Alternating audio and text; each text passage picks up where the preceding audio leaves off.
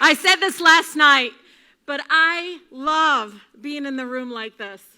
I think people just think like folks that run for office like, oh, this, that we don't need this. But we do, Aimee. And we are probably going to need it even more when we're there in Congress, when Alexandria and I and Alhan and Jahanna and Ayana. I love that we have these amazing names that we're going to Congress. Yeah, you're going to have to learn how to say our names.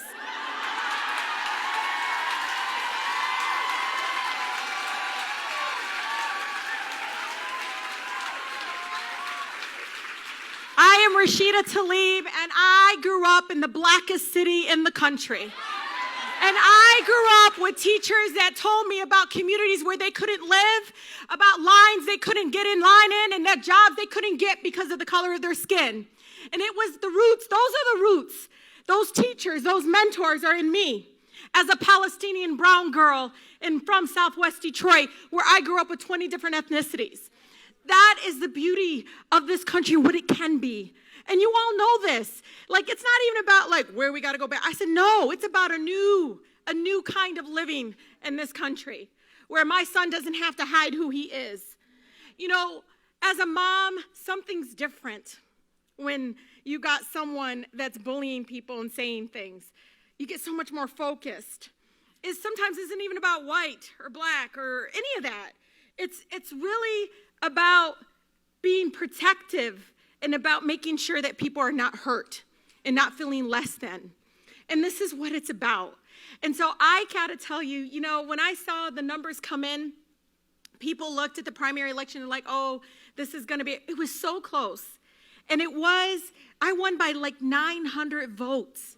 Like, people don't realize we made history with 900 votes.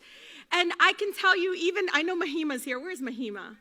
Mahima's here, who helped run my field operation, who is amazing. Thank you. I love you so much. I didn't know you were here until I saw you on social media. So she's now hiding from me because I think she's afraid I'm going to make her, let's go do more doors. But I got to tell you, we expected 50,000 people to come out. 89,000 people came out to vote. And I am absolutely blown away by that fact. But to see my mother's face the night of, that she didn't come here because of better opportunity. She fell in love with a man who was 19 when he came here, right? But for her, who only went up to 8th grade education, to see her daughter become a member of Congress, but also somebody, by the way, she thinks I'm about to liberate Palestine. I keep explaining to her. But that's what it is. But what I love is my mother who goes, Mama, just stay away from him. And I said, Mama, it's okay. We're not there. We're here.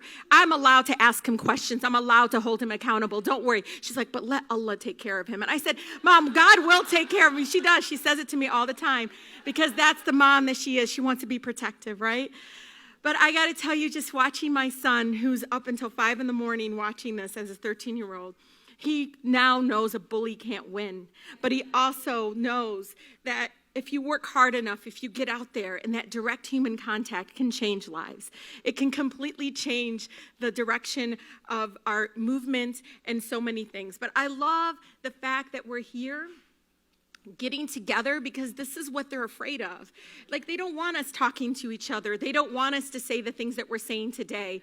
And I got to tell you, but it's needed because it can't just be us members of Congress, these beautiful young beautiful young women coming to Congress, but it's going to be this movement that is going to be behind us, in front of us, actually. You all are in front of us. And we have to follow your lead. We have to be supporting this kind of movement work. I'll leave you with this.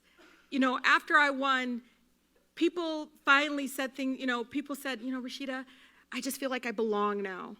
And I was like, but we already belonged. She goes, no, it's different, right? It's different. Because feeling this sense of rejection or less human and this continued dehumanization, people don't realize what it does to your soul. And now we have showed the power. We're not going to sit on the sidelines. We're going to run for office. In 40 years, we've never seen this many women going to Congress, and we haven't even gotten to November general election.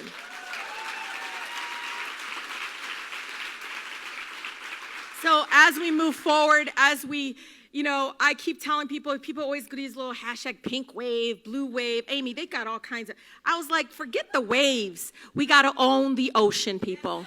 We're going to own the ocean. Just remember that.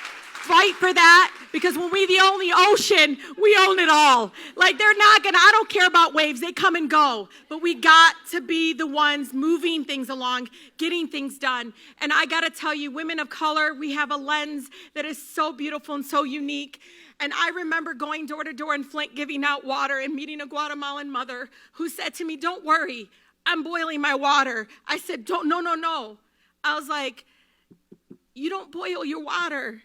It's not Guatemala. Like, there's lead in it. It gets worse." And she looked at me and she said, "But I've been nursing my child." Do you know what I'm saying? We can't even get clean water for our children, are predominantly African American and brown and all these different colors, because our lens is not at the table. So you all better run for office, because I'm not doing this alone.